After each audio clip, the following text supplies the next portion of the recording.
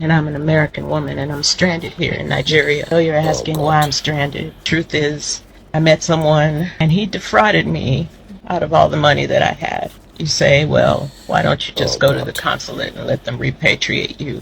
And I would, but they won't send Kono home, 10 years old.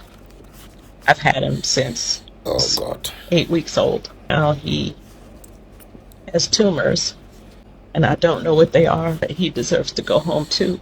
Had 2 botched surgeries since I've been here. My balance is off. My eyesight is failing.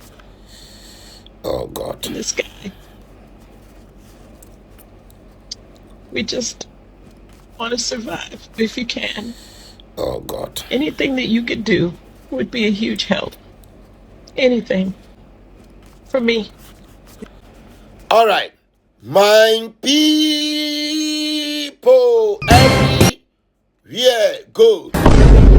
Nigerians. Bolabes, Nigerians has done it. Again. So in this particular video, an American lady is stranded in Nigeria and she cried out for help. Aww. Ladies and gentlemen, this American lady who was doing well, wealthy in America, met a Nigerian bolabed online, which the bolabed now deceived her in terms of love and also business. The bolabed now lured the American lady to come to Nigeria for gold business, allegedly gold business, and also selling of Nigerian airport to her, allegedly. Ladies and gentlemen, the American lady foolishly followed the Nigerian bolabed or the Nigerian idiot and came to Nigeria. Ladies and gentlemen, we all know Nigeria, which is the headquarters of Yahoo, and even their actors or their celebrities also support them in Yahoo. Example, Osofia, who sang, Oyibo man, I go chop your dollar. Oyibo man, I go chop your dollar. I go use your dollar disappear. Abuja, Lagos Airport, Nami get her. So ladies and gentlemen, their bolabes or the Nigerian citizens are following that footsteps. Now, as the American lady came to Nigeria, all the Nigerian scammers gang and then took all her money and then pushed her outside. As I'm speaking with you now, the American lady have done 2 surgeries.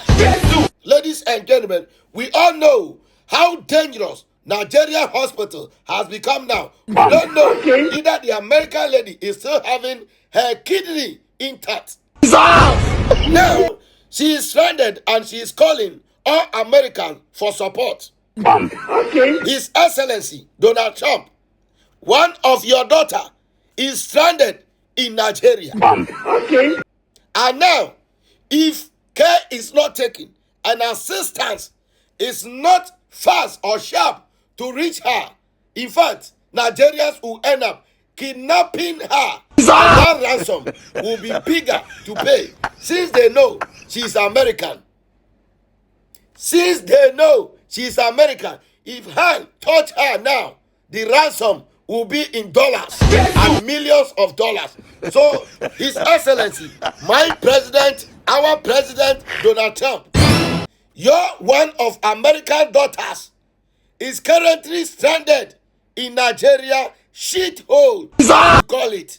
And I support you. I am a president of the Nyash and you are the president of America. Just that my presidency is all over the world and your presidency is in America. Ladies and gentlemen, I go by the name the Nyash president and has to remain your number one, your favorite president all over the world. So we say power to the Rangers. One His Excellency Donald Trump, come and pick her before bandit kidnap her. Yo, Where your friend the Nyash president? The number one young president in the whole world. Where your friend is young president. The number one young president in the whole world. Okay. All right. My people, everywhere, good. If you are a Nigerian living in South Africa, don't skip this video. If you are a Nigerian living in South Africa, don't skip this video and save this video. And the date is 30th. Mr. X, drop the video. Business seminars that are conducted in the country, because we want each and every embassy to comment about this. So we want each and every legal foreigner in South Africa, they must tell us what are they doing instead of going on social media and insulting us. What are they doing in correcting their brothers and sisters who are here illegally? And Nigerians must be very careful. Nigerians are very bold and ignorant.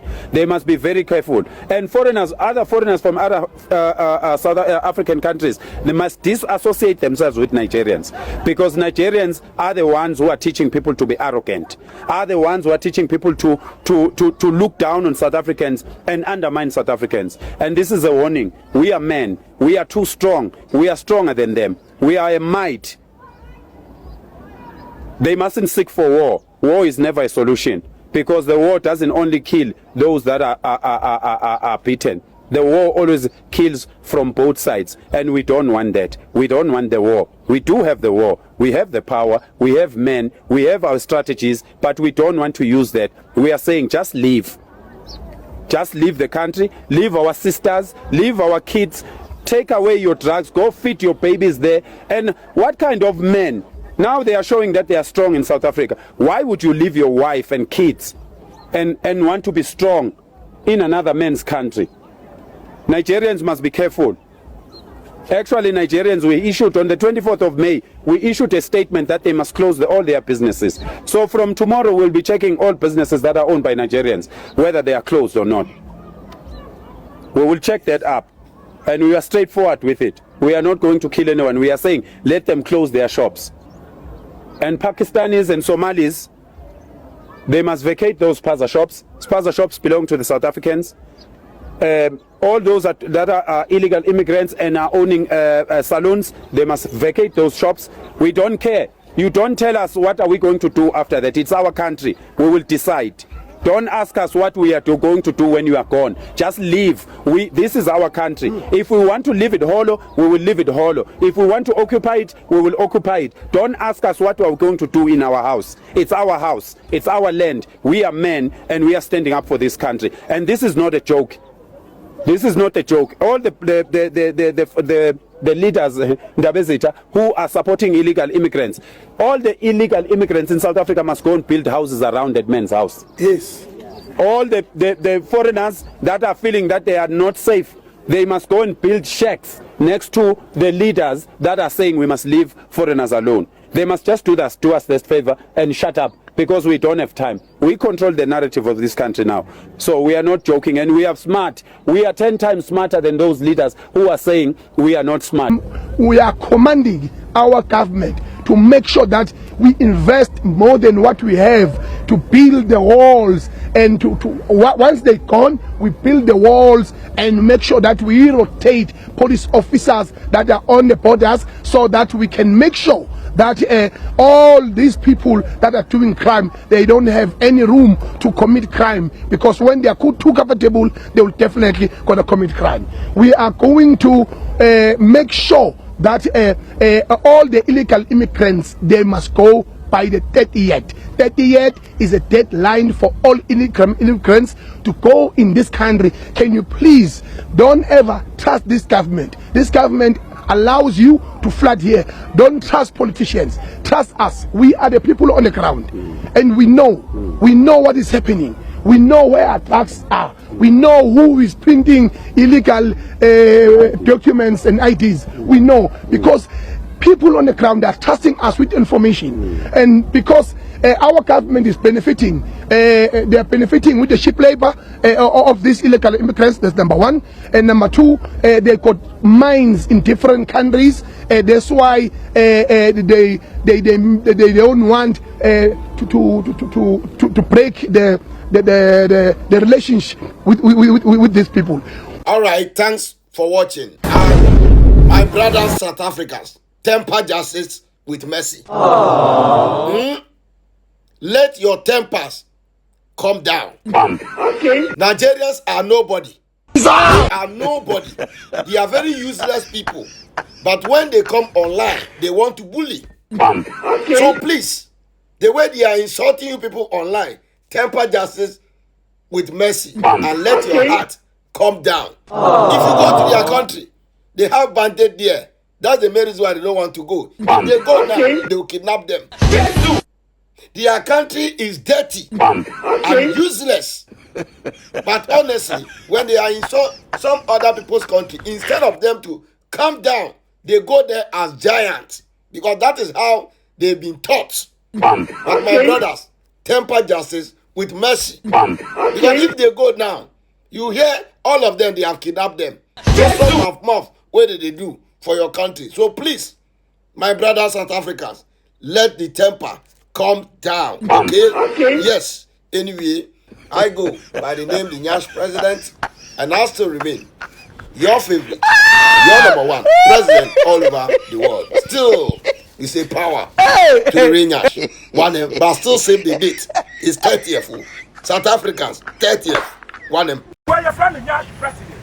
The number one Nyash president in the whole world. Our relations with South Africa continue. We do not have any breach in our diplomatic relations. What happened was that it's not the first time there have been these xenophobic attacks in South Africa. They say we shouldn't call it xenophobia. I don't know what else, other name you can give it. But there have been these surges in anti-foreign attacks. And normally those who bear the brunt are fellow Africans from neighboring states, Mozambique, Malawi, Zimbabwe, and before Nigeria. Lately, Ghanaians have gotten involved. This is the first time we've really had Ghanaians getting part of the direction of attacks. We had a situation where people went on rampage, locked the shops of foreigners. And many of the Ghanaians and other West Africans there come with some skills like nail work, barbering, weaving of hair, I mean the cosmetic and beautician industry. And so when the rampage took place and their shops were locked, and it was dangerous to go out because if you were identified as foreign, you could be attacked. And there were even forays into health institutions. And if you were not South African, you were asked to leave the hospital, even if you were ill. It created a very, toxic atmosphere. And many of our citizens rushed to our embassy because they were displaced, especially those who came from Durban and other places. They sought refuge in our embassy. And so at a point we had nearly 200 of our citizens in our embassy. And I mean, it didn't look like the South African authorities were doing anything to try to quell what was happening and also to provide protection to those who had been displaced. And so we had no option but to evacuate our citizens. And so we did a first evacuation flight. We're going to do 2 more to take those who want to leave. It's voluntary. We asked, do you want to stay or you want to leave? And many of them say they feel threatened, and so they want to leave. But I think it's unfortunate what is happening in South Africa. We need to drill down to what causes these flare-ups in terms of xenophobia. I think that there might be some structural issues in there that are a carryover of the apartheid era. And so all of us must empathize with South Africa or must sympathize with South Africa. And we must help South Africa to be able to drill down and find out what it can do to reduce the unemployment rates amongst the black populations, and to also change the mindset that people who have come to your country are taking your jobs. You know, really, let all the Africans leave. After the last fellow African leaves, is it going to change unemployment among blacks in South Africa? After the last shop has been closed and everybody has left, is it going to change unemployment in South Africa? There's something in there that the South African government must put a finger on and start a process of reforming so that, I mean, every country benefits from migration. There are lawyers here in the UK, there are surgeons, there are doctors, there are Ghanaian healthcare workers working in the NHS. In Ghana, we have fellow Africans working in Ghana. There are South Africans, there are Sudanese, there are, Nigerians, and everybody brings some advantage. They either bring their knowledge or they bring investments, and I think we should get over this fear of foreigners coming into our countries. Thank you. On that. All right, can I my thank you for coming. people, we're good. This is the Ghana president, His Excellency John Dramani Mahama. Well spoken. He is the president of Ghana, and I am the president of the Nyash. And my own is all over the world.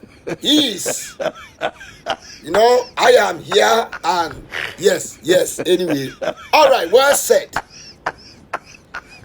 Now, according to him, he said, we Ghanaians and South Africa, we are still in good terms. The relationship is still there. So please, those people who are online saying a lot of nonsense about South Africans, causing them, please stop it. The president said South Africa and Ghana are still in good relationship. All right. And two, according to him, I like the way he spoke about there is something which is going on among the South Africans, and we need to drill inside. And ladies and gentlemen, and Mr. President, I, the Nyash president, have drilled inside and have found out the problem of South Africa. Well, according to South Africa, their institution are their problem, which is their immigration, so home affairs.